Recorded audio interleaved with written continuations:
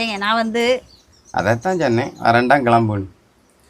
சரி நான் வந்து என்ன சொல்ல வரேன்னு முதல்ல கேப்பியெல்லாம் கேட்க மாட்டேங்களா? நான் வந்துன்னு ஆரம்பிக்க முந்தைய வரேன்டான்னு சொல்கிறிய. அப்புறம் நீ வந்து என்ன வந்து என்னைய அதான் வரேன்டான் கிளம்புன்னு. நான் என்ன சொல்ல வரேன்னா இப்படி சொல்லட்டா இப்போ சொல்லு. அதாவது 2 வருஷத்துக்கு முந்தி ம் பாட்டுக்கு செவனேன்னு காலையில் பொங்கணுமா பொரிச்சுமா பேக்கை தூக்கி போட்டோமா வேலைக்கு போகணுமா 7 மணிக்கு வந்தோமா சோத்து பானையை கழுவி தண்ணியை ஊற்றி அரிசியை போட்டு அடுப்பில் வச்சுமா காலையில் வச்சு குழம்ப சூடு பண்ணணுமா முட்டையை பொரிச்சுமா சாப்பிட்டோமா அப்படி பாத்திர பண்டத்தில் பூசணுமா படுத்து தூங்கணுமா காலையில் எழும்பணுமா சோறு கறியை வச்சுமா இப்படி என் வாழ்க்கை போயிட்டு இருந்தேங்க. இப்போ என் வாழ்க்கையில் எவ்வளோ சேஞ்சஸ் இருக்கு. இப்போமா அதே தானே செய்யா, காலையில் எழும்புக சோத்து பானையை கழுவுக சோறை பொங்க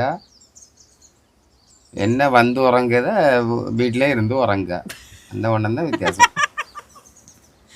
என்ன வார்த்தை சொல்லிவிட்டிய. அப்புறம் மத்தியானம் ஆகுனா ஒரு உறக்கம்.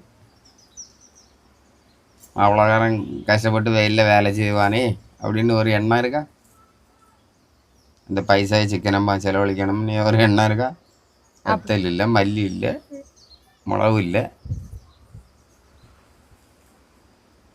அப்படியே நான் என்னத்தான் அவசியமாக செலவழித்தேன். அங்கே சுற்றி இங்கே சுற்றி அந்த பானை சட்டியில் வந்து மட்டும் நிற்காதீங்க. சட்டி பானை வாங்குது அதில் ஆப்பம் சுடு, அது ஆப்பம் மாதிரியே இருக்குது, தவளை மாதிரி இருக்குது. ஏங்க அது பழக்கணுங்க. முதல் நாளே ஆப்பம் சட்டியில் ஆப்பம் ஊற்றின வந்துடாது. அவர் சொன்னார் 2-3 நாள் வச்சு வெங்காயத்தை வதக்குன்னு வதக்கி முட்டையை போட்டு கிண்டுனாதான் ஆப்பம் சட்டியில் ஆப்பம் வரான்னு. பின்ன வாங்கி உடனே கழுவி உடனே அடுப்பில் எண்ணெயை தடவி வச்சு மாவை ஊற்றினா வந்துருமா ஆப்ப சட்டி.